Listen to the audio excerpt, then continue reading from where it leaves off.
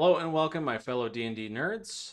You may have already watched my Lorehold and Prismari classroom videos for running Strixhaven campaigns, and I sort of realized after making those that maybe I should talk about how I intend to run the setting at the macro level. It's like, great, you gave me these activities, Dustin, but what the hell am I supposed to do with them? How am I supposed to roll them? How am I supposed to tally them? Yada yada yada. What are the macro mechanics, all this stuff? This is all very micro mechanics, very low level. I need that high level goodness. And I was like, okay, well, I should do that. I should make that. I have an idea of what that's going to look like. Maybe I should write it down and share it so that people can get an idea of what that's going to look like. So I'll just, because you've probably seen the Lorehold video, I'll just use this as an example. And I'll just say the activity we're going to talk about is excavating with sleight of hand, okay?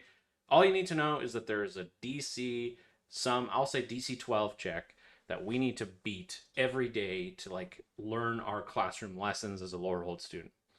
So I'm just going to call that the excavating check from now on for this point of reference. Oh, you got a sneak peek of the future. It doesn't matter. So coming back to this, I'm going to talk you through roughly what I think the days of Strixhaven should actually look like how I'm going to actually run the session moment to moment. And I'll break this into two parts. Essentially, the first part I'll just talk about the order of things that happen, and then I'll talk about the mechanics that happen kind of at each stage. So the idea is I broke things down into essentially steps, or you can think of it as initiative, or if you're used to MTG, the stack, the order that things are going to happen every day. And that order is essentially breakfast, morning class, lunch. It doesn't say lunch, it will. I'll fix that, don't worry. Afternoon class, adventuring time. Yeah, let's go do the stuff, and then sleep. And again, it doesn't say sleep, don't worry. I'll fix that. By the time you look at this page, all that stuff will be filled in. I was just so anxious to make things. Okay, and then I give this little description of kind of the meta comment about the time I think it's going to take. So breakfast in game would be an hour, but really it's a few minutes for the players. It's an opportunity to do a little of RP with some NPCs and each other to kind of coordinate what you're going to do, maybe help each other out for the classes to come. The classroom actually just involves essentially affecting your ability to make your activity check or excavation check. Okay, and then lunch, same thing, another RP opportunity, as well as maybe doing some magic abilities, etc., to help each other out with your classwork. And then again, an opportunity to maybe improve your chances of succeeding at your classwork. And then finally, this adventuring and extracurricular period is really about you inserting your plot, the stuff that you think should be happening, your narrative, either where you're running stuff out of the book, a different module, something you picked up off of Adaptive Dungeons. This is your place to do that. This is the biggest chunk. This is the part I would expect to take most of the session. I even wrote it here, most of the session. It's 8 hours of the day, but probably this is where the vast majority of things are going to happen. It's where you're doing the fun, juicy bits. And then the final section, which again is sleep, is most of the time students are going to long rest here unless they don't. And we'll talk about why they might not. So you might notice if you looked at these times that the class times are 3 hours and the lunch and breakfast are an hour each, so that adds up to 8. And all of those together, I'm expecting that whole thing to be maybe an hour of a session, less than even, especially if players choose to do this pay attention thing, which again, I'll talk about in a second. If they're doing a little bit of RP in the classroom, maybe it takes a little longer, and that's not where you get to the hour. But this whole thing could take 15 minutes to do those 4 parts of the day, and then you're left with most of the session for this. Although sometimes you may have hooks where you're like, hey, you want to talk to people in the classroom that's relevant to what you're going to be doing after, so the RP goes longer. It doesn't matter. This is really just templating, right? The idea is that I foresee most of the meat of the campaign occurring here, so I've just given myself some heuristics around time expected. Okay, so what are the actual mechanics? Cool, you talked about the order. Anyone could have come up with that. So the actual rolling stuff, how do you manage and resolve activity rolls or excavation roll? How do we deal with that? What's that look like?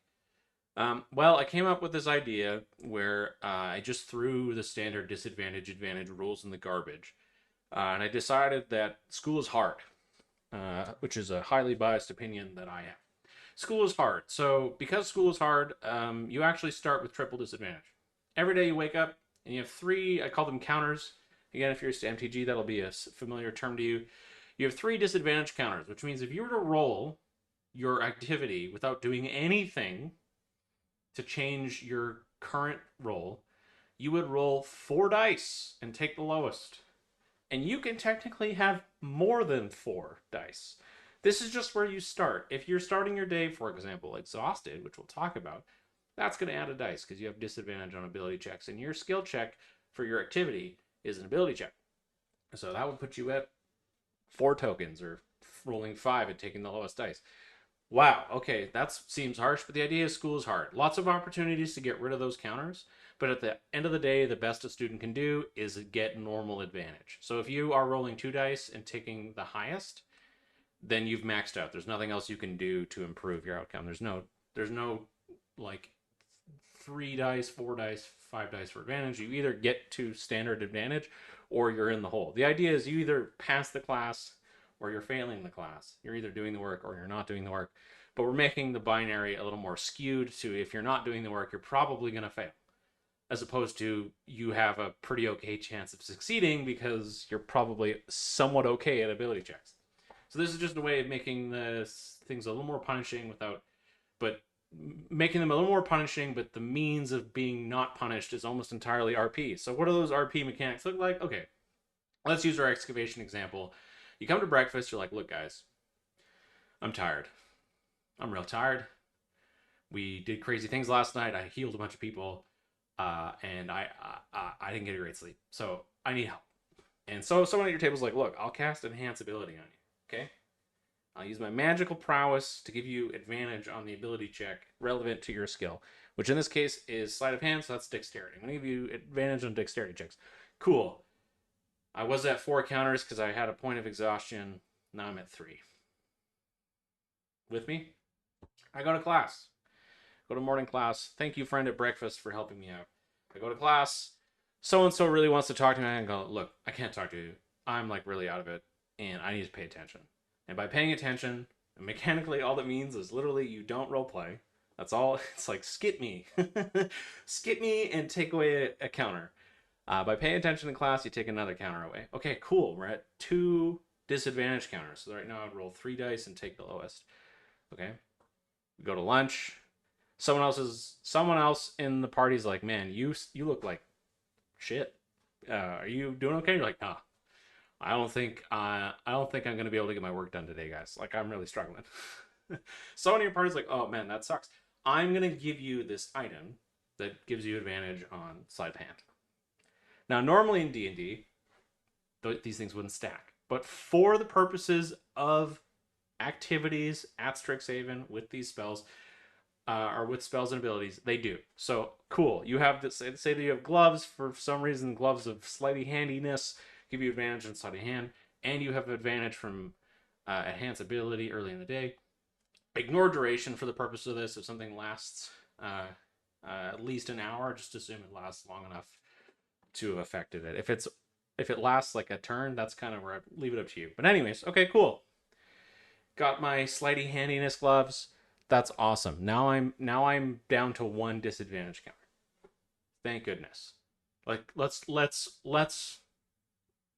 review. I started the day with 4 because I was very tired. Someone was kind enough to give me a spell that got me down to 3.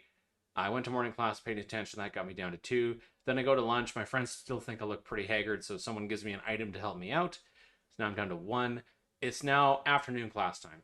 I have 1 disadvantage counter. I have standard disadvantage counter. I'm like, I really got to pass today, guys. I got a lot of failures this week, and I need to like pull up my boots, so I'm going to pay attention again. We're at 0 disadvantage counters.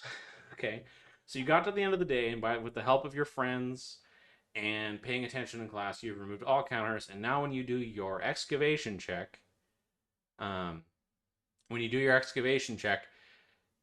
going to be a straight roll. Now, this is the one thing, this is the caveat. I don't actually write in here where to do the roll. And I did that on purpose. I think you could either do the roll right after afternoon classes, or if the idea is that people have homework and they do it, and then they bring it to class the next day, I would say you can do it after the adventuring and extracurricular section. And if the player wants to do something in this period that would allow them to do even better, that's up to you. I'm not sure which one I'm going to do. I'm leaning towards doing the roll here instead of here. But regardless, we do the activity roll, either get a success or a failure. If you get a failure, you just don't do anything. Okay, the tracking for all this is positive only, just makes it easier. And I made this lovely report card, which there's a link to in here at the bottom. If you go to the bottom and the additional references, that's just this guy. You can use this and then just say the class, the task, or the activity, whatever you want to call it, that they're doing, and then they can just track their successes in here. And I just imagine they just do tick successes. However they want to track those, their own business, doesn't matter. And then they can write down the rewards in here if they want to as well. Cool, that's it. That's really how I intend to do it. Now, you'll have days where students will choose to RP, like they'll be like, screw class. And that's cool. That's totally fine. The idea is if they choose to ignore class, the most likely outcome is that they will fail that check.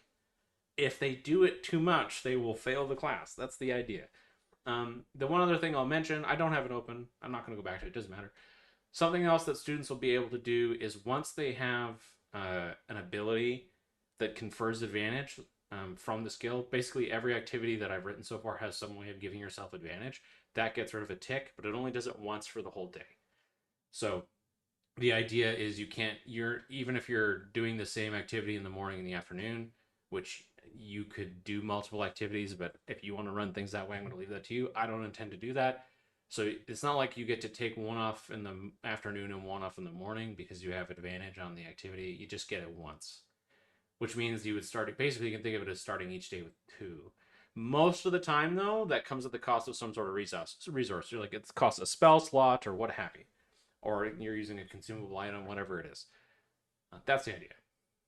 Cool? All right, so that's how I intend to run Strixhaven Classrooms. Hopefully that made sense. If it didn't, please let me know. In the description down below, there's the right-click menu for Edge, in case you've never seen it before. And I would be happy to hear your feedback. I'm going to do Silver Quill next. So I'm not sure I'm going to do that, maybe tomorrow. But I'm going to post that hopefully relatively shortly. And hopefully you guys all had a good new year. And I'll see you in the next one.